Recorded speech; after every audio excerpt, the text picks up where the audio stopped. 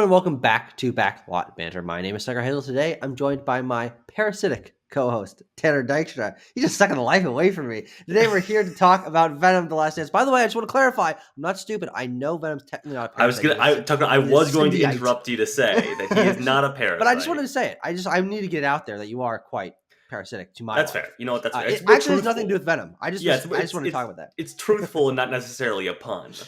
But we're here to talk about Venom: The Last Dance. This is the last time we will see Eddie Brock and Venom together on screen, on the silver screen. And Tanner, never say never. Never say never. We're here to give our thoughts about it. But of course, if you have seen Venom: The Last Dance or Venom Let There Be Carnage, and you for some reason want to talk about these movies, you can join our Discord, which has a movie talking channel in it. That link is in the description, and you can subscribe and like the video and leave a comment, I guess. Tanner, Venom: The Last Dance.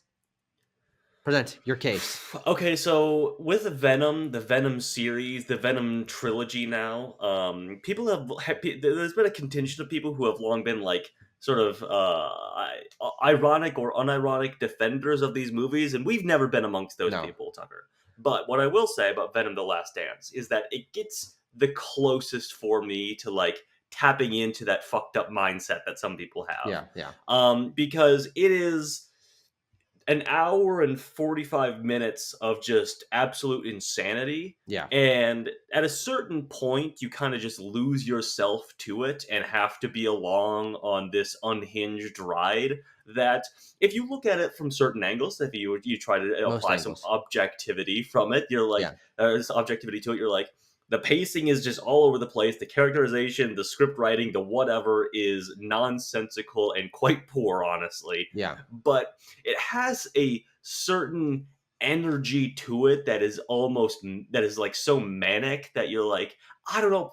You can point to all these things at it, but at the end of the day, like, it's hard not to just be like, this is just so stupid that I can't be that angry at it. Yeah, not angry at it because it's so stupid is exactly the way I would describe it. And I would go so far as to say that it is so stupid that through my confusion of what the hell is happening, I can't believe that this made it to the silver screen as one of the celebratory 100 years of Columbia films. That's right.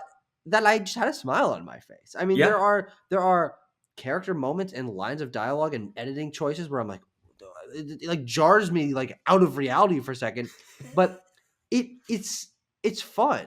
And I think the thing I will compliment this movie for the most is that I really do not like Venom or Venom Let There Be Carnage. I think these are really bad movies.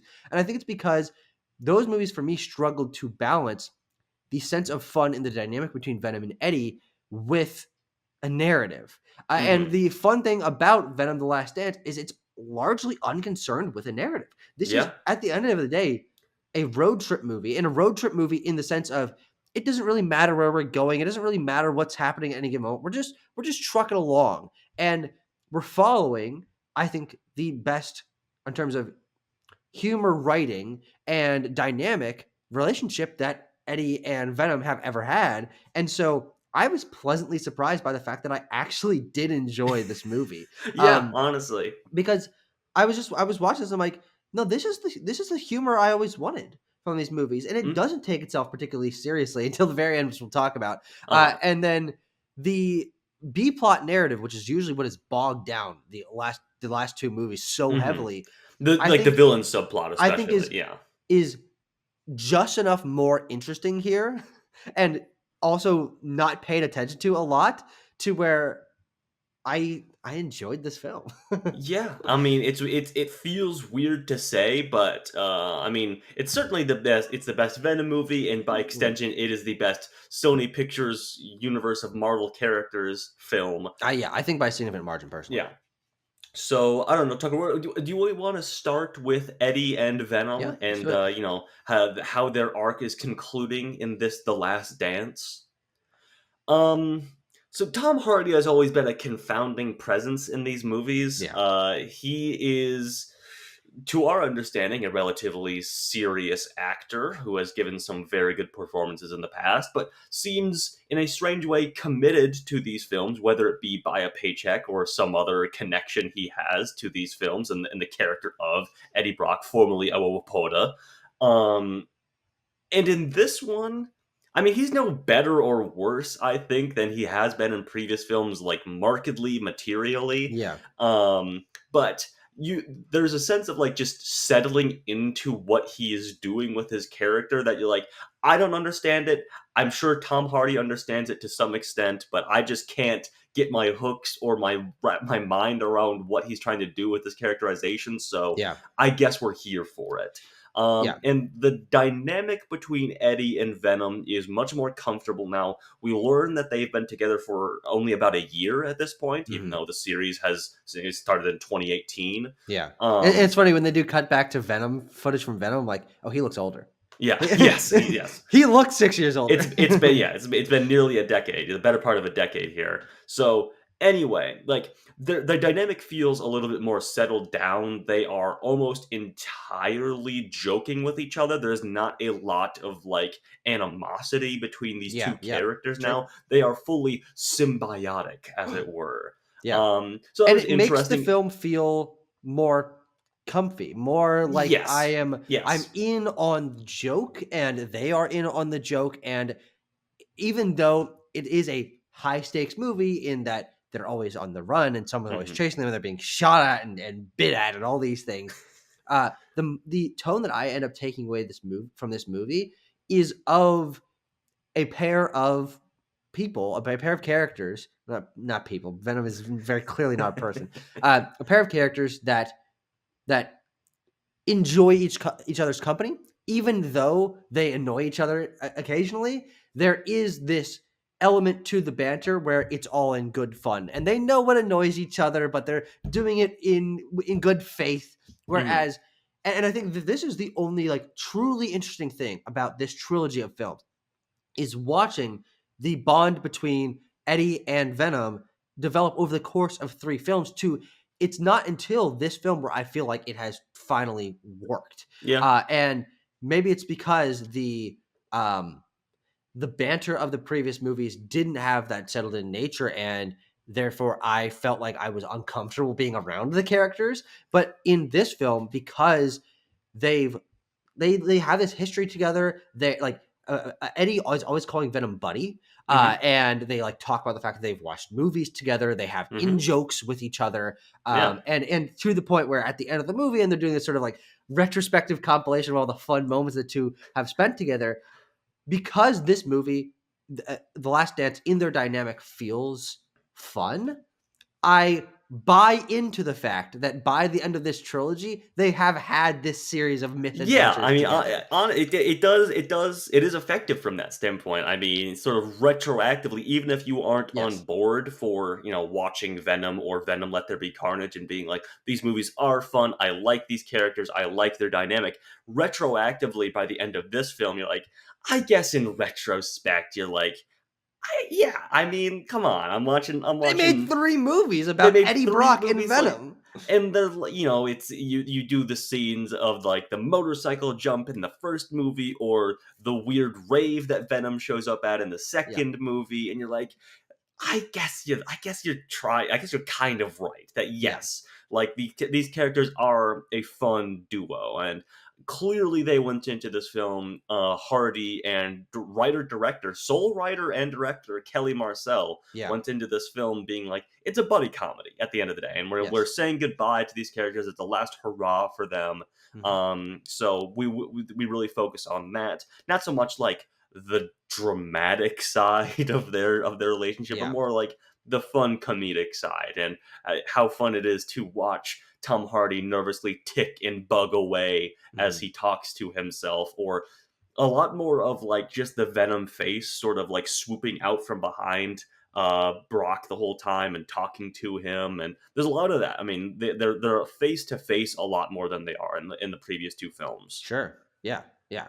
And let's shift over to where this movie doesn't work, though, Okay, because this movie is, well, I don't know. Here's the thing: if I say the pacing is bad, it is I bad. think that's accurate.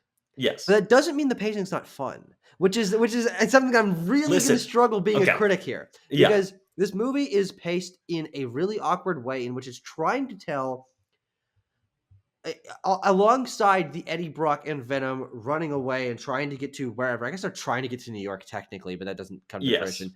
Uh, that narrative, which is the core narrative of the film, the A plot, there are like 3 B plots, kind of, because Okay. Yeah. there's the Null as the villain, which is really, really background. I just want to talk about. Well, yeah, he's more of a Thanos kind of figure. Like True. he's sending Yeah, and in sending the the guys. Shatari in. Yeah, Yeah. he's a Thanos in Avengers, Yes. kind of threat. He's an Avengers level threat, really, Mhm. which is kind of true. It's true. And then there is this Area 51 narrative that has a couple of B plots within it, Yeah, including that's where you Chiwetel Ejiofor's character and also Juno Temple's character. Juno Temple's character. And so there are these other narratives being told, and the movie tries to. God help this movie tries to progress all these narratives somewhat Yes. concurrently, and what it means is that scenes just kind of slapdash end, and then we're off to somewhere else, and then Yes. we're just slapped into like There a is scene will be cut, and then we'll like finish the rest of the scene later, and it's like, oh, there is no cohesion to the film, no, basically whatsoever. And yes, while the Brock and Venom stuff is the most fun, and like that is where the movie is singing, it's doing its thing, it's operating at the fever pitch that it operates at. I will contend this is still quite a poor film because we have to return to Chiwetel Ejiofor, Juno Temple, who are playing the characters. Ooh, she's Dr. Payne, and yeah, he's, I don't know, some sort of general, yeah, he's some guy, General Ejiofor. yeah, And I mean, their scenes are just absolute slogs yeah, for me to totally, get through. That is why I still contend that yeah, while the whole of the film is fun and sort of manic and irreverent, those scenes, as we have to continually cut back to them, are just really, really poor stuff. That is totally, where the worst of the writing comes through. You don't even yeah, have the crutch of like the crazy Hardy performance or the Venom voice or Venom as a character or whatever to lean on. That crutch is gone, yeah, and you're left with really what the SPUMC working quality is at its core, totally, which is non-characters who are propped up by the thinnest, excuse for motivation, yeah, talking at each other in ways that humans do not talk to each other. It is unnaturalistic dialogue for no apparent reason that makes you question whether or not the writer has written anything yeah, yeah, before. If they have ever talked to a human being before, even. Sort of just vomiting exposition at you or vomiting their character motivation at you with no, veil of like humanism to them yeah, or charisma to them. And you're like, totally, I've seen these actors be good in things before. What is happening right now? yeah, That is really what the SPUMC, totally. the Pascal Pictures uh, formula is. And as we already recounted, this film does it the best because it has that other side of this to lean on. But when we're doing the B plot, as you mentioned, it is just awful, I Yeah. think. No, it's really nothing, which is the thing that really annoys me. I place this into the context that lets me come down slightly more favorably on it.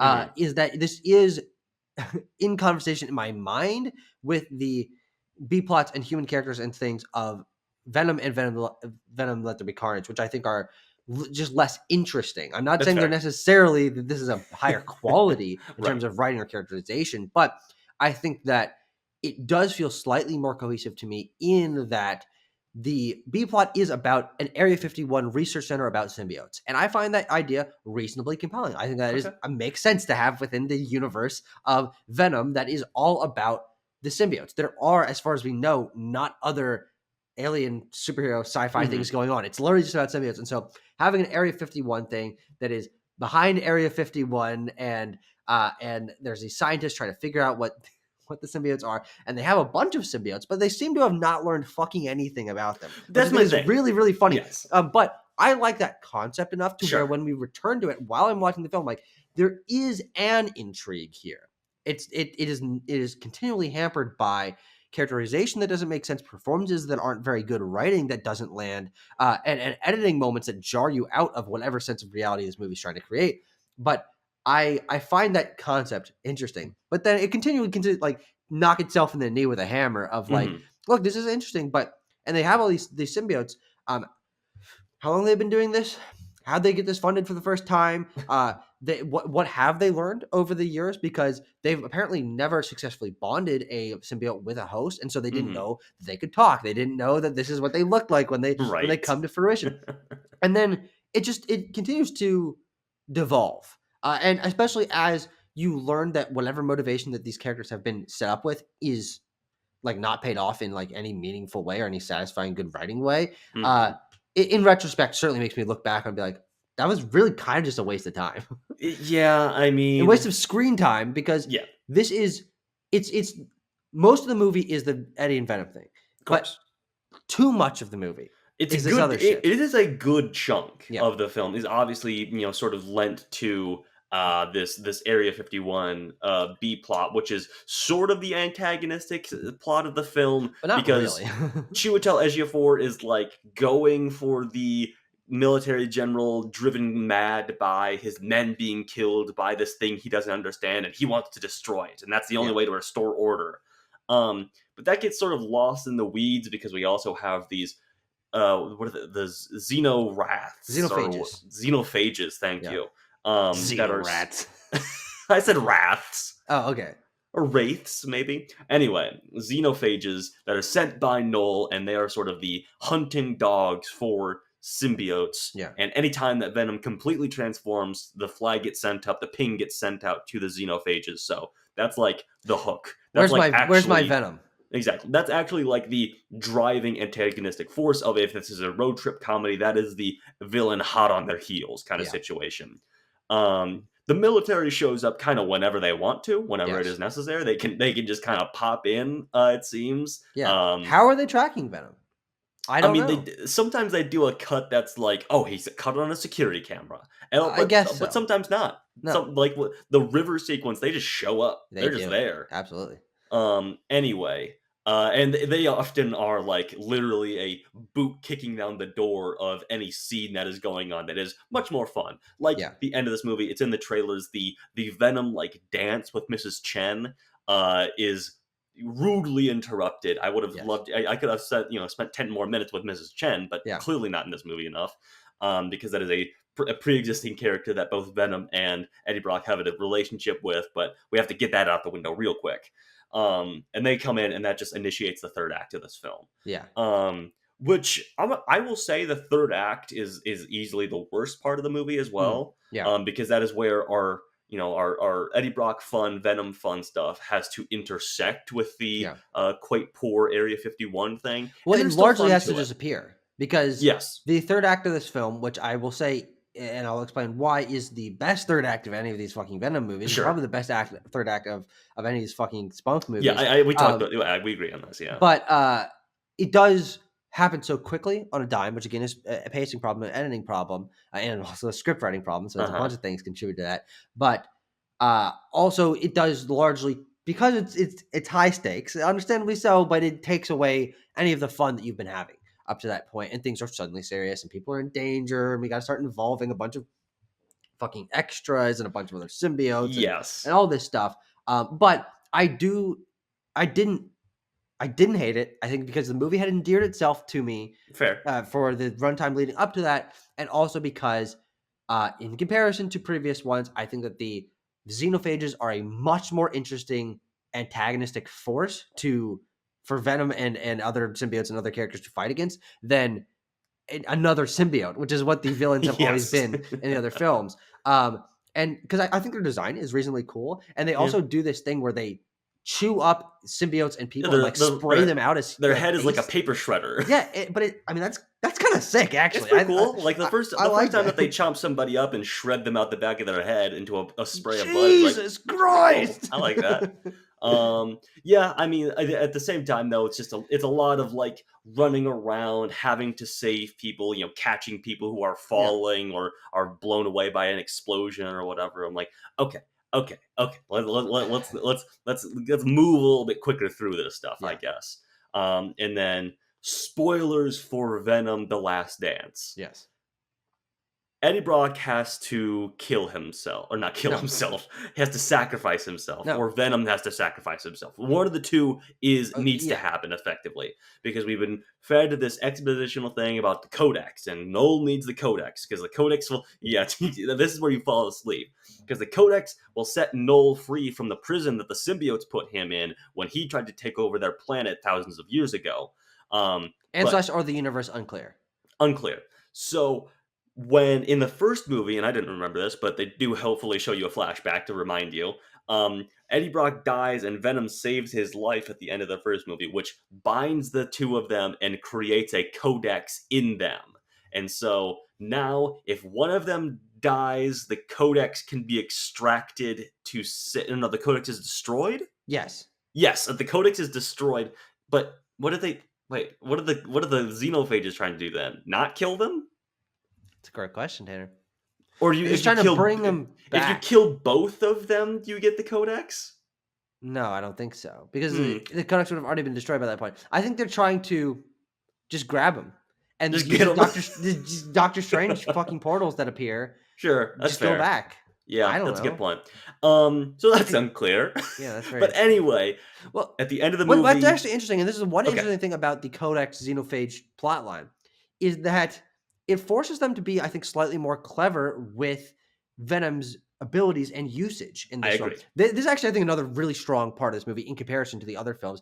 The way in which Venom appears, disappears, and uses his tendrily abilities is much more creative in this movie. And I think it is forced into that situation by the fact that he cannot turn into big full ass Venom. Yeah. As much still as does, of course, at certain points. Occasionally, but also it's kind of an interesting like stealth mode thing where because when Venom is full size Venom and covering all of Eddie's body, the xenophages can find them like immediately. These things just go, they just fucking like zoom, they teleport. There he is. Yeah. Yeah, it's crazy. But then he can also like shrink back down right when the xenophage in front of him, and then you can't see it. And so that creates, I think, a pretty interesting dynamic. And I think what's interesting is we don't know what the xenophages would do to Venom, because the xenophages until the very end do not get to Venom.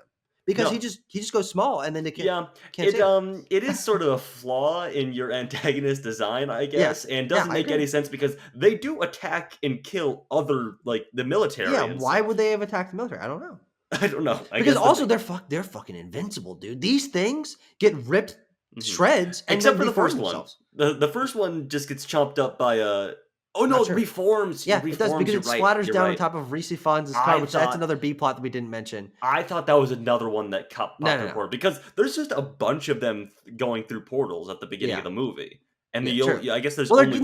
No. There's one that goes to Earth. Those are going to all sorts of planets. The one that's on Earth is one stalking them through the whole thing. It isn't until the last act that a bunch of them show up. Okay, thank you. But again, I do want to praise the movie in one area, which is the way that Venom uses abilities here. Yes, I mean the abilities of him are much better explored. That includes things in the trailer like Venom Horse, which is fun. You get him going between like a fish and a frog and stuff like that, which don't count as him being fully formed. So you get to explore that. You get to that fun a little bit.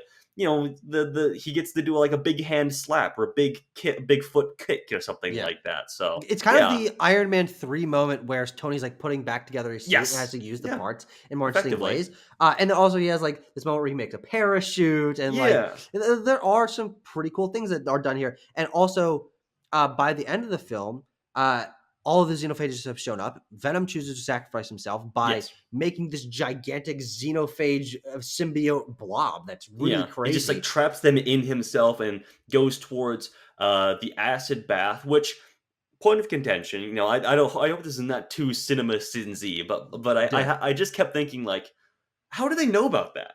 Chiwetel Ejiofor is the only, like, we see him do it at the beginning of the movie. He didn't tell him. No, of course not.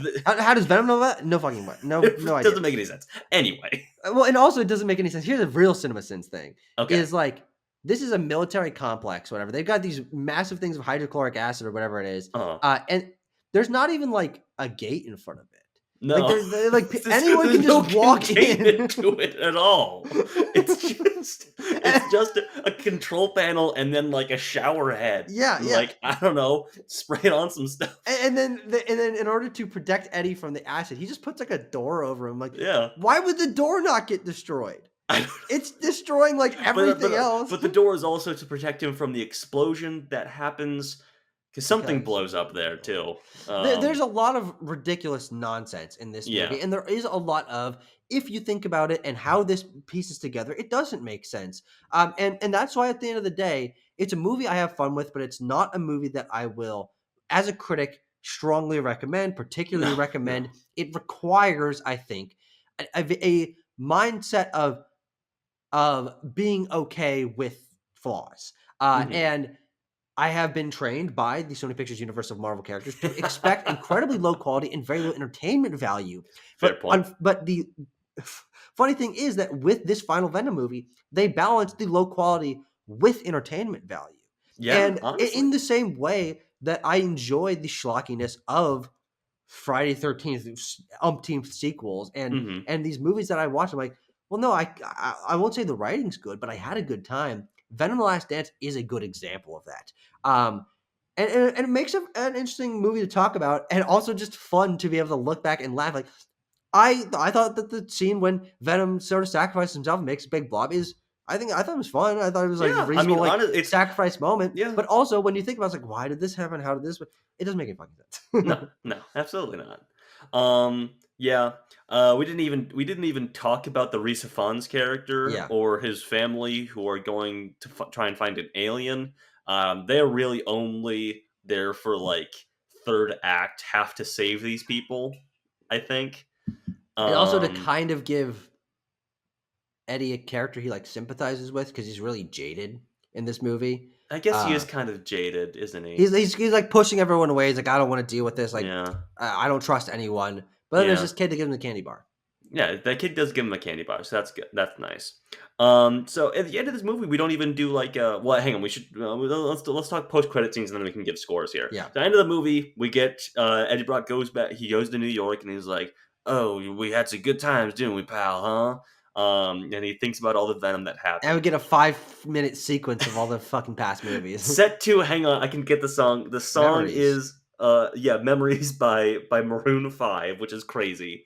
And then that's the end of the movie. Like, there's no hint at like, oh, Venom is still alive, maybe, or something like that. There are other symbiotes out in the world now. There's Juno Temple's character, who is like an electricity symbiote or whatever. We'll never return to that. Promise, trust. But that's it. And then the post-credit scenes, there's 2 of them. Yes. One of them is Null's like, I'm coming, baby. Don't worry. Null's coming still. Get ready for Null. I'm here. I'm scary still. Don't worry. Yeah. And then the other one is it's the bartender. So at the beginning of the movie, as people may recall from the end of Venom Let There Be Carnage / Spider-Man No Way Home, Eddie Brock is like in a bar, and then he gets transported back to his own universe, and he's in the bar, but it's the same bartender, but with longer hair. Like, that's the multiverse thing. At the beginning of the movie, the military captures that bartender because he sees Venom. And then because there's this funny sequence where Venom's like trying to make a drink for Eddie. Yeah, he's making like a Bloody Mary or whatever, and so they capture him. And at the end, the final post-credit scene of Venom Venom: The Last Dance is him like crawling out of a cave, looking at all the destruction from the third act of the film, and be like, and running into the sunset or whatever. What? And then we like settle on like there's like a test tube and a cockroach. Oh, that is probably Venom, right? How? Because they captured a little bit of because they capture him. I think the bartender thing is probably to try and remind you that like they did get a little bit of Venom in a test tube at the beginning of the movie. Yeah, but also a little bit of Venom is still in the MCU universe. True, there's a little bit of Venom in the MCU as well. So really, if we just put all this Venom together, we can make a whole new guy. We can make a big new Venom. And then, of course, they do the roach is like a callback to a weird thing. Juno Temple's character says all sorts of weird things in this movie, apropos of nothing, where she's like, that's right. I guess it is. There'll be nothing left of this military base. And she's like, well, except for roaches, because they can survive anything. Yeah. and which is not a line that or a word that human would say. Like it's just fucking crazy. And she has this horseshit backstory about getting zapped by electricity and Yes, lightning. And her Let's brother recount fucking this, explodes or whatever. because this is so stupid. It's maybe the stupidest thing in the movie. Is before we're introduced to her, she like wakes up in the start because she's having a nightmare. As our nightmare is a memory about her and her brother laying on the beach, and her brother being like, "Boy, I can't wait to be a NASA scientist. I'm gonna be a NASA scientist." And she's like, "It's so cool that you're gonna be a NASA scientist, and I'm gonna do nothing with my life." And then like a storm rolls in, and then he says, "Hang on, You when can't get the line. thunder, I can't do this. When thunder rolls, you better hightail it out of there or something." And so they do, and they start running. But then lightning strikes her, but because she held his hand while running, it kills him instead, and she just has lightning scars on her neck or whatever. Yep. Yeah. That is her backstory, And we're and never then gonna see she a becomes fucking a character scientist again. because it's what her brother would have wanted, I think, or Yeah, who the hell something. knows? Anyway, Tanner, let's give a couple Yeah. scores. Okay, 4.8. Yeah, I'll do the same. I don't give a fuck. I mean, it's Sure. no, I'll go a little higher because I think this Yeah. is in Keep with terms tradition of of enjoyment, backlot banter talking. Go. where I Say give I'm this gonna go a slightly. little higher. I go a little higher because in terms of having a good time with this movie, I did. That's just Yeah. a fucking fact of the matter. I had a Honestly. good time with this movie. I can't give it that much higher. 5.6 out Okay, of 10. sounds good. It is slightly above average because I would rewatch this movie. I That's a would fair not point. rewatch Hey, for any me, other SPUMC movies. Maybe. it's 2 stars and a heart on Letterboxd. Yeah, fair That's enough. what it is for me. Yeah. Heart is usually like, I like this movie, I would watch it again. Yeah. You know. Well, thank you everyone for sitting through our review here of Venom: The Last Dance. I hope you enjoyed. Hope you learned a little something about film criticism. Wow.